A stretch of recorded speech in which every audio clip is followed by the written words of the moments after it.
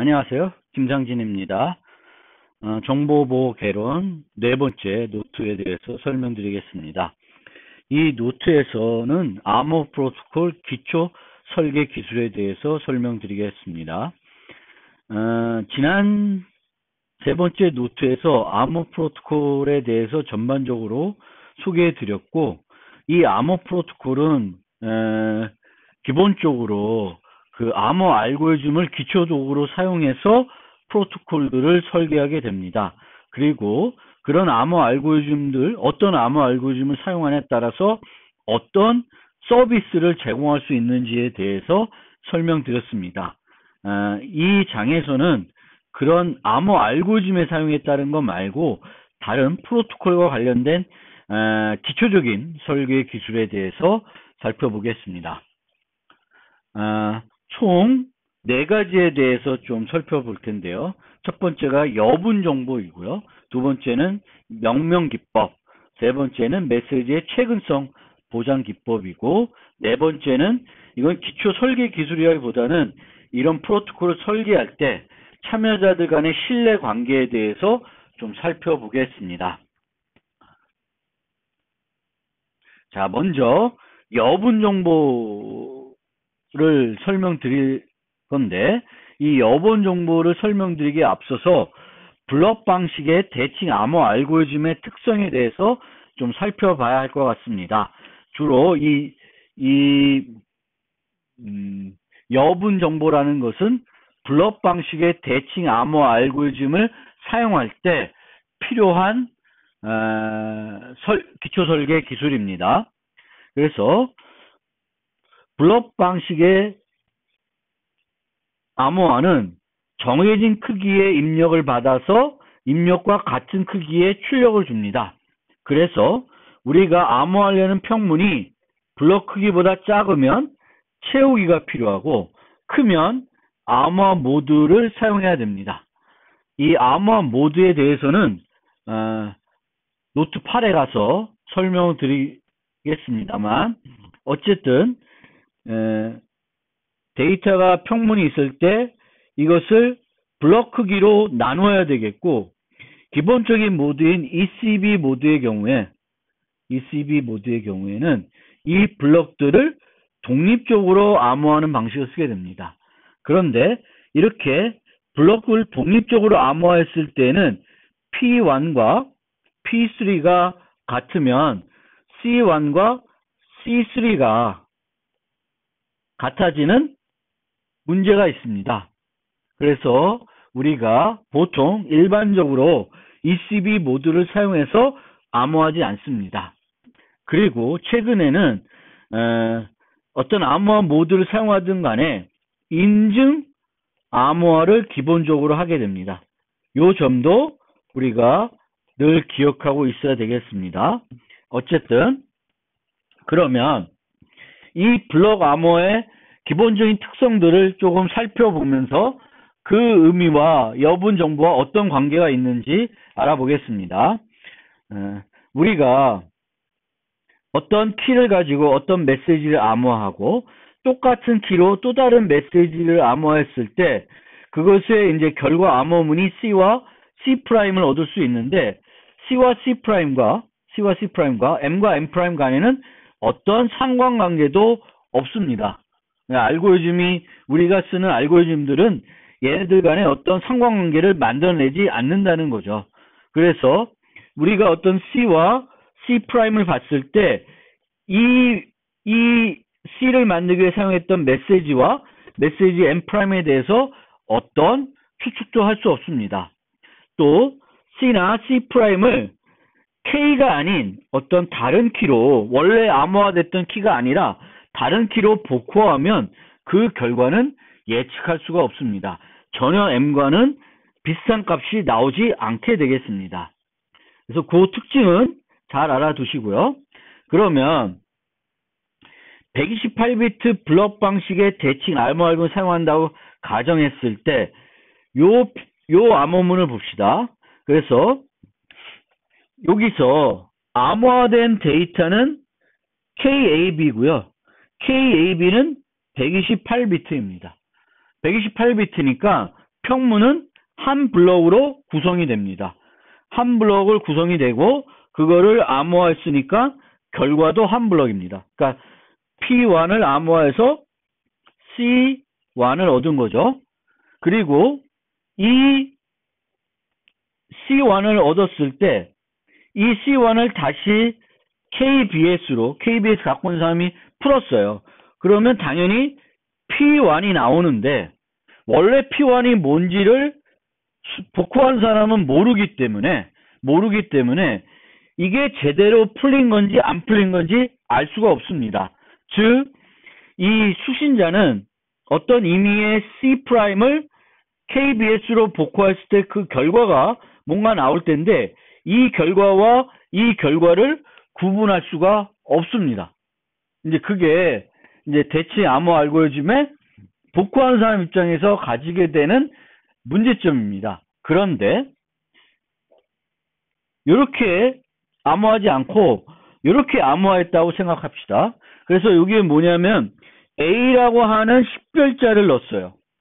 그리고 이것을 복구하는 사람은 어떤 A 값이 올지를 기대하고 있습니다. 또는 어떤 식별자들이 사용될지는 예측이 됩니다. 그러면 이 경우에 물론 이 경우에는 A가 32비트고 K가 128비트면 한 블럭으로 암호화가 안 되겠죠. 그래서 두 블럭 P1과 P2가 있고 P1의 일부가 A가 되겠죠. 그래서 이걸 암호화해서 22 모드를 사용했다고 가정하면 C1과 C2가 나오게 되겠습니다. 그런데 이 C1을 KBS로 다시 복구를 하게 되면 P1이 나오게 되겠고 복구한 사람은 이 P1의 첫 32비트를 보고 이 32비트가 사용자 식별자로 의미 있는 식별자가 되면 이 C1은 KBS로 암호화된 암호문임을 확신할 수 있습니다. 그런데 이 두 번째 이쪽 암호문은 P2로 남았자 이 블럭에 대해서는 그런 확신을 할 수가 없습니다. 그래서 두 번째 블럭에 대해서는 그걸 확신할 수 없지만 이 C1은 KBS로 암호화된 암호문임을 우리가 확신할 수 있다.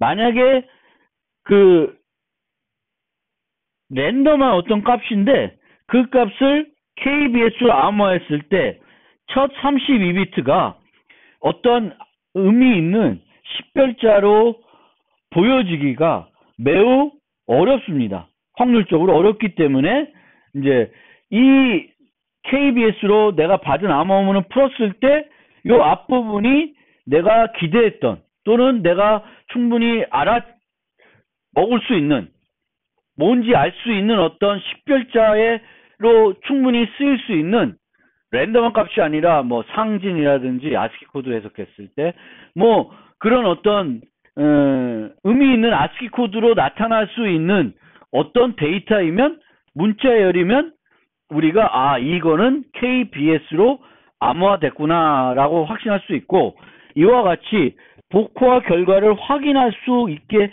해주는 정보를 우리가 여분 정보라고 합니다. 그리고 여분 정보라고 하는 기초 설계 기술은 암호 프로세스 기초 설계 기술은 이런 대칭 암호 알고리즘을 어떤 데이터를 암호화했을 때 거기다 여분 정보를 넣어서 복호하는 사람이 내가 내가 암호하는 암호문이 특정한 키로 암호화되어 있음을 확신할 수 있게 해주는 요소로 사용될 수가 있습니다.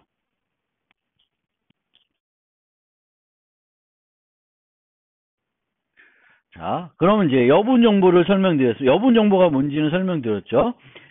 그 암호문 내에 포함하는 정보인데 이 정보는 랜덤한 값이 아니고 수신자가 복호한 사람이 확인할 수 있는 뭔가 확인할 수 있는 정보가 됩니다. 이 확인을 통해서 뭘 얻을 수 있냐면 내가 받은 암호문, 내가 복호한 암호문이 특정한 키로 암호화되어 있음을 확신할 수 있게 됩니다.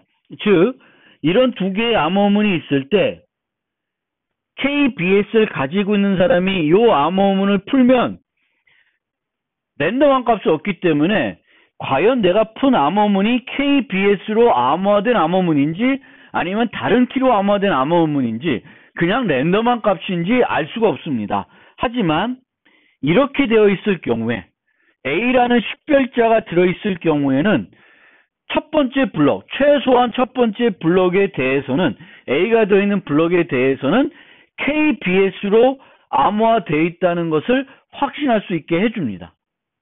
그것이 바로 여분 정보입니다.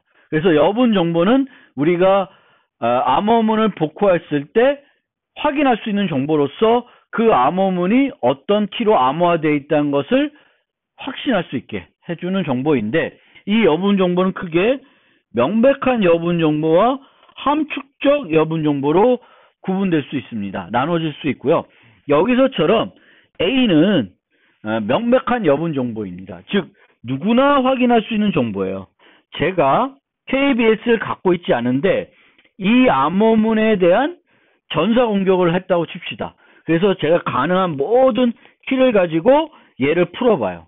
그럼 풀어봤을 때 내가 사용한 키가 맞는 키인지 어떻게 알 수 있냐? 이 경우에는 알 방법이 없습니다. 하지만 여기에는 명백한 여분 정보가 들어있기 때문에 알 수가 있습니다. 그래서 명백한 여분 정보라는 건 수신자뿐만 아니라 누구든지 추측 공격하는 누구든지 간에 이 내 복호화 결과가 제대로 됐다.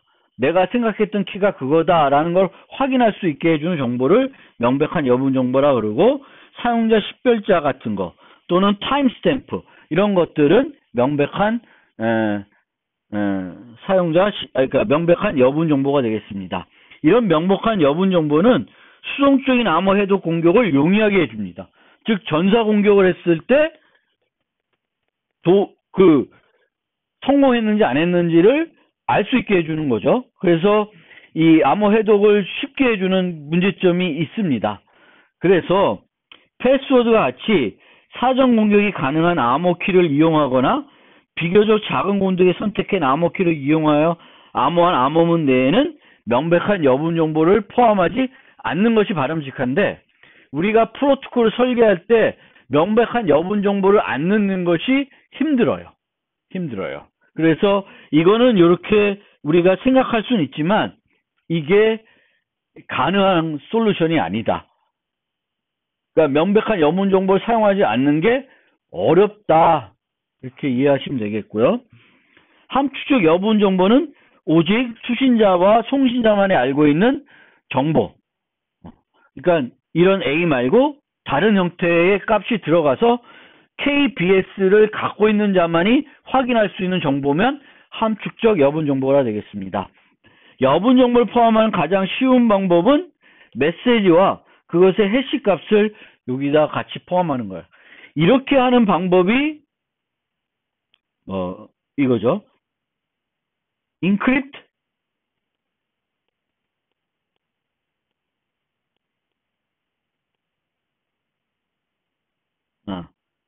back then encrypt 하는 방식의 하나로 볼 수 있죠.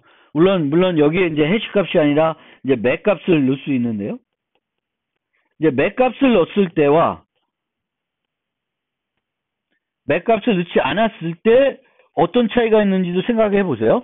근데 그거 전에 이렇게 들어갔을 경우에 이거는 전사 공격하는 사람이 요 해시 값을 가지고 내 복호화가 올바르게 됐는지 안 됐는지 확인할 수 있을까요? 네, 확인할 수 있습니다. 그래서 이 앞에 걸 가지고 해시를 해서 이 해시 값과 요 값이 같으면 내가 추측한 키 값이 KAB가 맞구나라는 것을 확신할 수 있습니다. 따라서 이런 식으로 하게 되면 이 HM은 명백한 여분 정보가 되겠습니다. 그러면 함축적 여분 정보는 어떻게 만들 수 있을까? 이런 경우가 가능하겠죠. 그래서 이 앨리스와 밥이 IAB라고 하는 비밀 정보, 둘만이 알고 있는 비밀 정보를 가지고 있습니다. 그런데 얘가 메시지를 서로 교환할 때 여기다가 그 비밀 정보의 해시 값을 포함해서 보내는 거예요. 그러면 해시 값은 어떤 랜덤한 값이 되기 때문에 우리가 패스 추측 공격을 해서 K를 풀었을 때 여기에 있는 값은 그 공격자 입장에서는 랜덤한 값과 구분이 되지 않습니다. 따라서 저걸 가지고는 KAB로 내가 추측한 키가 맞는지 확신할 수가 없게 됩니다. 그런데 문제는 요것만 넣고 여기에는 그러면 함축적 여분 정보가 없나? 아니, 명백한 여분 정보가 없는지 그건 알 수 없습니다. 그래서 여기 이제 안 넣어야 될 텐데 잘 봐야 되겠죠. 여기에 어떤 정보들이 있는지. 근데 어쨌든 함축적인 여분 정보는 이런 식으로도 가능한데 실제 프로토콜에서는 이렇게 하는 건 이런 기법을 쓰는 건 많지 않다.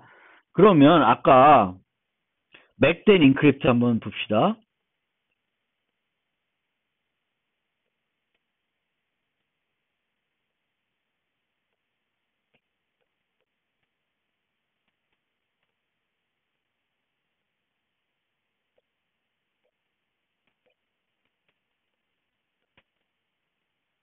그래서 맥덴 인크립트 하는데 여기다가 아까 해시값 말고 맥값을 넣고요. 그 맥값을 계산할 때 만약에 K로 했다. 아니면 요처럼 다른 키로 했다. 근데 같은 키로 했으면 어떻게 될까요? 같은 키로. 같은 키로 했으면은 내가 K 프라임으로 추측해봐요. 추측하면 요걸 풀면 메시지와 맥값을 얻어냅니다. 그럼 이 메시지에 대해서 요 키를 이용해서 맥값을 계산해요. 맥값을 계산합니다. 그 다음에 요거랑 비교해 봅니다. 그러면 일치하면 내 추측이 맞다라는 것을 알 수 있습니다. 즉 똑같은 키, 이 메시지 암호할 때 사용하는 키와 그 맥값을 할 때 사용한 키를 같은 키를 쓰면은 해시하는 것과 마찬가지로 요 값은 명백한 여분 정보가 됩니다. 그런데 만약 다른 값을 쓰게 되면 내가 요 키가 아닌 또 다른 키를 추측해서 또 해봐야 됩니다. 또 해봐서 맞으면 이 두 개가 맞는 쌍이 되겠죠. 우연히 맞는 경우는 별로 없으니까 맞는 쌍이 됩니다. 하지만 이렇게 해서 우연히 맞힐, 즉 얘와 얘를 동시에 추측해서 맞힐 확률은 비교적 낮기 때문에 얘도 함축적 여분 정보라 하기는 힘들지만 얘보다는 그런 면에서 함축적 여분 정보에 좀 더 가까운 값이 된다. 이렇게 말씀드릴 수 있겠습니다.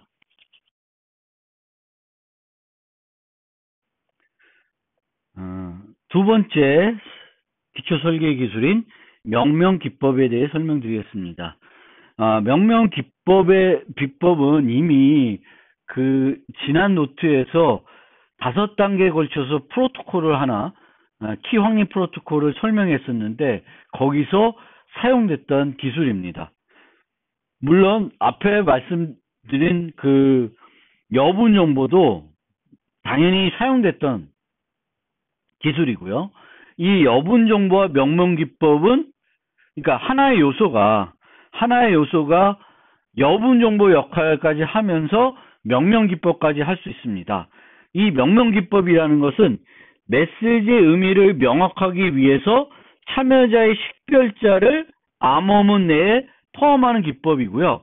이렇게 암호문 내에 식별자를 포함하게 되면 이 식별자는 어떤 역할도 할 수 있냐면 여분 정보 역할도 하게 됩니다. 그래서 우리가 두 가지가 동시에 들어가는 거죠. 그래서 이 식별자를 넣게 되면 여분 정보 역할도 하고 명명 기법을 통해서 메시지를 명확하게 해서 또 다양한 공격들을 막을 수 있습니다. 예를 봅시다. 예를 보면 우리가 서버가 앨리스와 공유하고 있는 대칭키가 KAS라고 할 때 서버는 앨리스의 요청에 의해 밥과 공유할 대칭키를 만약 이렇게 줬다. 이게 이제 그 두 번째 형태죠. 두 번째 우리가 5단계 프로토콜 중에 두 번째 썼던 그런 방법인데 앨리스는 이 메시지만 보면 KAB가 누구와 함께 사용한 암호키인지 알 수 없습니다. 즉 키 용도를 확인할 수 없어. 키 확립 프로토콜 요구사항인 여러 5가지 요구사항 중에 키 용도를 확인할 수 없기 때문에 문제가 있습니다. 그런데 우리가 이제 이 요구사항 하나가 이제 문제가 됐지만 어떤 의미로 그걸 또 파악할 수 있냐면은 메시지를 받았을 때 해당 메시지를 통해 전달하고자 하는 내용이 메시지 내에 명백하게 포함되어 있거나 요소로부터 유출할 수 있어야 됩니다. 그것을 할 수 없게 되면 그 부분을 이용해서 우리가 공격을 할 수가 있게 됩니다.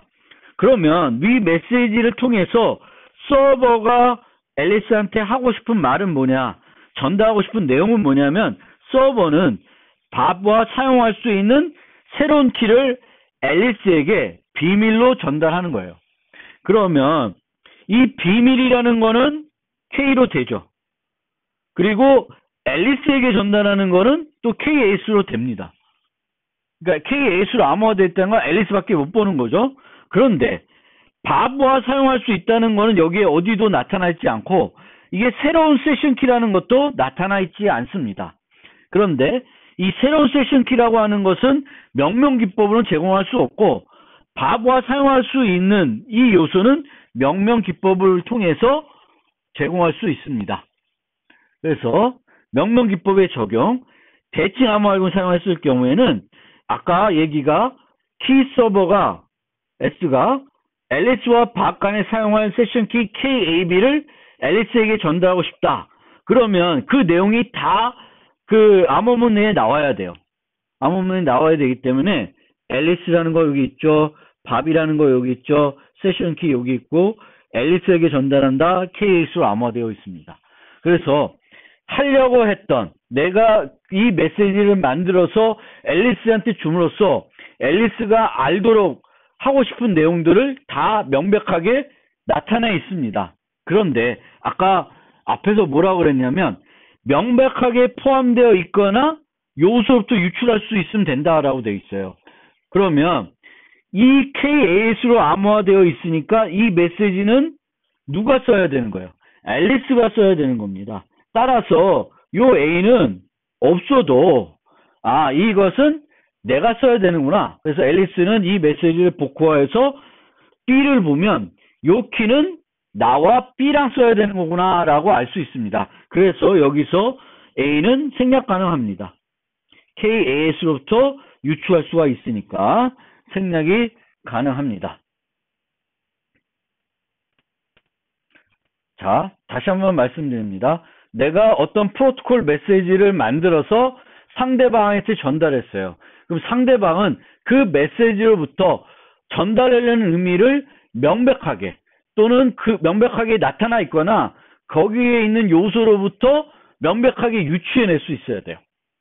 그게 없으면 그거를 이용해서 공격할 수 있다. 만약 여기가 B가 없으면 C랑 사용할 키를 A한테 줘서 사용하게끔 만들 수 있다는 거예요. 그래서 그 문제가 있고요. 근데 여기서는 이제 대칭 암호 알고리즘 사용했을 때고 만약 똑같은 것을 공개키 암호 알고리즘 사용했다. 그러면 이제 인증도 제공해야 되고 내가 만들었다는 걸 또 증명해야 되겠죠. 그 다음에 이건 앨리스만 봐야 되니까 이렇게 돼야 돼요. 그래서 여기 보면 우리가 보통 인증도 제공하고 비밀성도 제공해야 된다. 공개키만 써서 그러면 메시지를 그 개인키로 암호한 다음에 그 다음에 그 전체를 공개키로 암호해가지고 요 두 가지 그러니까 -KS로 인증을 제공하고 +KA로 비밀성을 제공하게 됩니다. 그리고 이제 서버는 이제 해야 될 일이 하고 싶은 말이 A한테 요 키를 주는데 요 키는 앨리스와 밥이 써야 될 내용이다라는 거예요. 그러면 아까 같은 전 슬라이드에 있던 것처럼 여기 KAS가 있었고 KAS가 있으니까 이거는 A만이 볼 수 있는 거기 때문에 이 A는 생략할 수 있다고 그랬어요. 요거부터 유추할 수 있으니까. 그러면 이 경우에도 여기에 플러스 KA가 있으니까 요 A를 생략할 수 있구나라고 생각할 수 있는데 가만 보시면 플러스 KA로 암호하는 것은 마이너스 KAS로 암호된 암호문입니다. 암호문이지 이 A를 직접적으로 암호하진 않고 있습니다. 따라서 우리가 유추를 할 때 어떤 요소부터 유추할 때는 이제 요 KAB에 대한 걸 유추하는데 요 유추할 때 이제 얘가 직접적으로 암호하지 않고 있으면 지금 이 데이터를 직접적으로 암호한 건 마이너스 KS 때문에 얘로부터 유추할 수 있는 건 생략할 수 있지만 얘로부터 유추되는 건 생략할 수 없어요. 그래서 만약 생략을 했다. 그럼 어떻게 되냐? 그러면 C가 서버한테 요청해서 받았을 때에도